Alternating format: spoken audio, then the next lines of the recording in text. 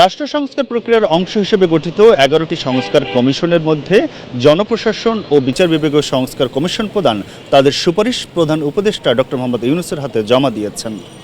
তাদের এই সুপারিশ নিয়ে সাধারণ মানুষ কি বলছেন শুনবো আজকের আমাদের কথা অনুষ্ঠানে। আর আপনাদের সাথে রয়েছি আমি আমিনুল ইসলাম।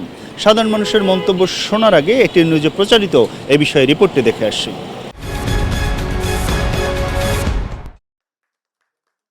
প্রথম দিকে ঘোষণা করা প্রধান 6টি সংস্কার কমিশনের 4টি আগেই প্রতিবেদন জমা দিয়েছে। বুধবার বাকি 2টি কমিশন প্রধান উপদেষ্টার কাছে জমা দেওয়া প্রতিবেদনে স্বল্প, মধ্য ও দীর্ঘমেয়াদী সুপারিশ তুলে ধরেছে। এ সময় জনপ্রশাসন সংস্কার কমিশনের প্রধান আব্দুল মুহিত চৌধুরী বলেন, জনসেবা নিশ্চিত করতে দেশকে 4টি প্রদেশে ভাগ করার সুপারিশ করেছেন তারা। লোকসংখ্যার কারণে এই সেন্ট্রাল অ্যাডমিনিস্ট্রেশন এটা নট ভেরি এফেক্টিভ। তো যদি 4টা প্রভিন্স করা যায় তাহলে আমাদের ধারণা যে একদিকে যেমন এই সমস্যাগুলো যাবে, আরেকটা হলো রাজনৈতিক দিক থেকেও এর একটা প্রভাব আসবে। কারণ ওয়ান সেন্ট্রাল গভর্নমেন্ট কেউ একবার বসে গেলে he or she can control the entire country. এবং ভারত, পাকিস্তান সহ নেপাল, বিভিন্ন দেশে এই ব্যবস্থা আছে। প্রায় একই কারণ দেখিয়ে নয়াদিল্লির মতো ফেডারেল সরকার নিয়ন্ত্রিত ক্যাপিটাল সিটি গভর্নমেন্ট গঠনেরও সুপারিশ তাদের। রাজধানীর জন্য একটা আলাদা গ্রেটার ঢাকা ইনক্লুডিং নারায়ণগঞ্জ নিয়ে একটা ক্যাপিটাল সিটি গভর্নমেন্ট বা ক্যাপিটাল অথরিটি করা উচিত।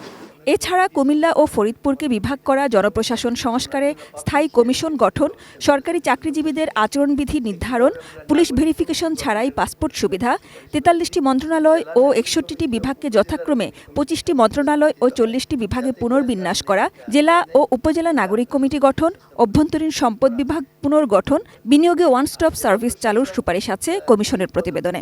আলাদা করা প্রয়োজন বলে আমরা মনে করি। আব্দুল মুহিত চৌধুরী আরও জানান, জেলা প্রশাসক পদবি পরিবর্তন করে ডিস্ট্রিক্ট ম্যাজিস্ট্রেট করা, ভূমি নিবন্ধন ডিজিটাল করা ও আইন মন্ত্রণালয় থেকে সরিয়ে ভূমি মন্ত্রণালয়ে আনা, ইমিগ্রেশনে আলাদা সার্ভিস চালু এবং নিকা নিবন্ধন অফিস জেলা প্রশাসনের হাতে দেওয়ার পক্ষে তারা। এছাড়া জেলা পরিষদ বাতিল, সুপিরিয়র এক্সিকিউটিভ সার্ভিস গঠন, মন্ত্রিসভা কমিটির মাধ্যমে সচিব নিয়োগ, অডিট ও অ্যাকাউন্টস আলাদা করা, তথ্য কমিশনকে শক্তিশালী করা ও আইন সংশোধন, ন্যায়পাল নিয়োগ এবং মন্ত্রী প্রতিমন্ত্রীর পছন্দ মতো একান্ত সচিব নিয়োগের সুপারিশও আছে।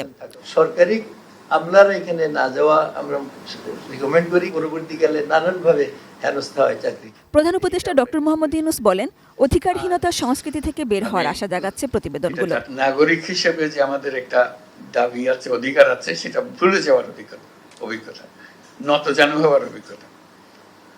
এখানে যে আশার কথা শুনিয়েছেন যে হয়তো আমরা এটার থেকে মুক্ত হব, আমরা সত্যিকার ভাবে নাগরিক হিসেবে অধিকার ফিরে পাব, এটাই আমাদের প্রত্যাশা। এবং সাজিদা সুইটি, এটিএন নিউজ, ঢাকা।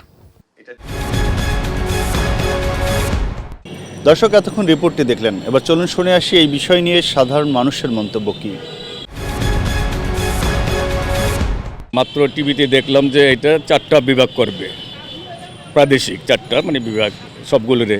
তো সেইটা হইলে ভবিষ্যতে এই মানে বাহির থেকে যেই লোকগুলো আসে আমাদের ঢাকায়, যেরকম হাইকোর্টে আসতে হয়, সেরকম প্রশাসনিক মনে করেন যে বিচার বিভাগ, এগুলি মনে করেন যে একটু হ্রাস পাবে, মানুষের আশা একটু কমে যাবে, সেখানে জ্যাম কম হবে, এরকম তো সব কিছু পড়ার পরে বোঝা যাবে। আমরা এখন পড়ি নেই যে কি আছে। যেহেতু আমরা বিগত সময়ে এরকম অনেক প্রস্তাবনা আসছে এবং সেগুলো আমরা কখনো বাস্তবায়ন হতে দেখি নাই, তাই আমরা ওইভাবে প্রত্যাশা রাখতে পারতেছি না। তবে সামনে যদি এগুলো বাস্তবায়ন হয়, সেক্ষেত্রে আমরা তাদের উপর অথবা আমাদের আস্থাটা আসবে। প্রশাসনে যারা আছে সবাই যে একেবারে নির্দলীয় তা বলা যায় না।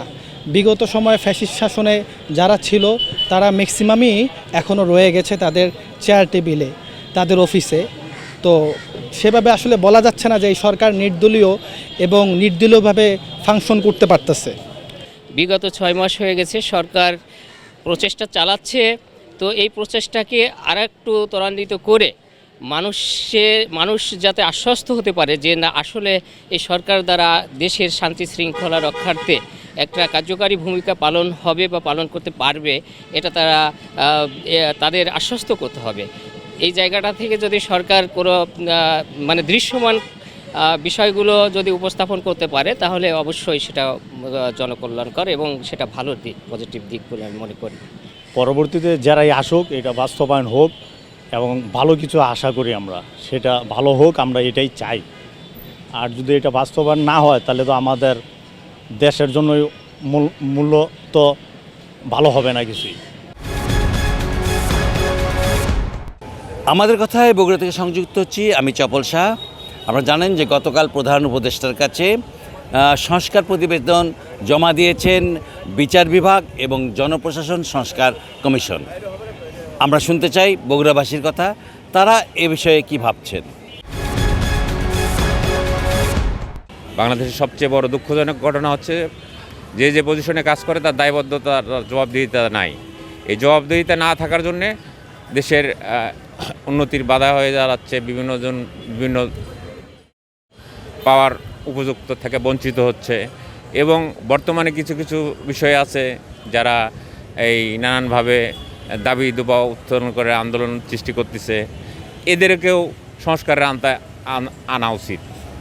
হ্যাঁ, কারণ এই দাবিগুলো বাস্তবায়ন ঠেকাতে গিয়ে সংস্কার কমিশন বা অন্যান্য উন্নয়ন সেটা করতে পারতেছে না। হ্যাঁ, এই প্রত্যেকটা পজিশনে যাদের দেবে তাদের জবাবদিহিতা এবং তাদের মানসিকতা, তাদের পারিবারিক শিক্ষা এবং ইসলামী শিক্ষা, এই বিষয়গুলো মূল্যায়ন করা উচিত। তার সংস্কারটা এমন হওয়া উচিত যেটা জনগণের কল্যাণে।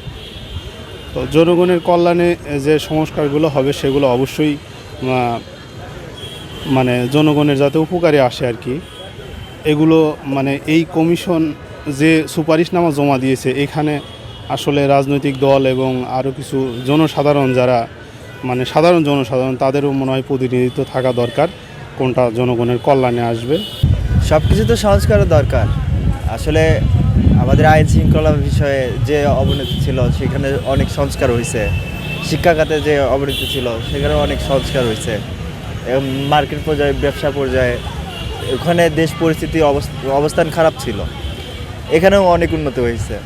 তো সব মিলিয়ে সংস্কার, আমরা চাচ্ছি যে সংস্কারের পক্ষপাতিতাই চাচ্ছি যে এই সরকার থাকুক আর সংস্কার করুক। বগুড়াতে যেমন উন্নয়ন আর অন্যান্য অবকাঠামো যেমন পুলিশ বাহিনী বলেন, স্কুল ছাত্র বলেন, সব দিক দিয়ে যে নতুন করে সংস্কার করতেছে, এটাতে আমরা পক্ষপাতী। যে সংস্কার হোক আমরা এটাও চাই, কিন্তু আদৌ হচ্ছে কি না এটা তো আমরা জানিচ্ছি না।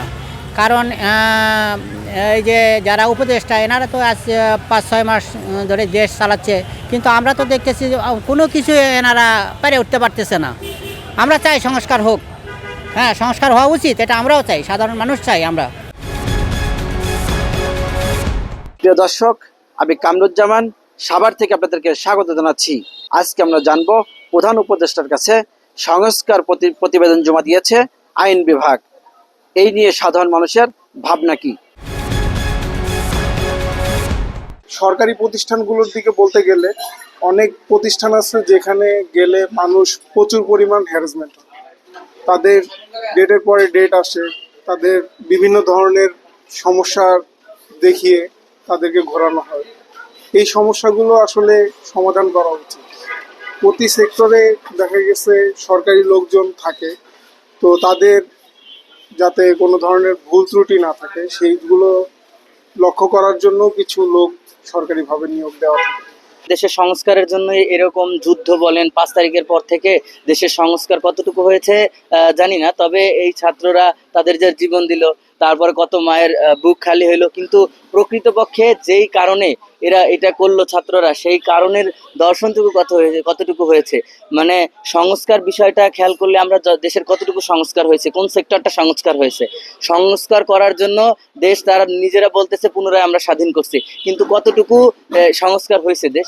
বর্তমান সরকার যেভাবে সংস্কারের চিন্তা ভাবনা করতেছে, এটা কতটা কি করতে পারবো। হ্যাঁ, আর আমরা সংস্কার বলতে এই সংস্কার চাই না, আমরা চাই সাধারণ মানুষের যাতে সুন্দরভাবে চলাফেরা করতে পারে, দ্রব্যমূল্য নিয়ন্ত্রণ বা এগুলো সংস্কার করবে।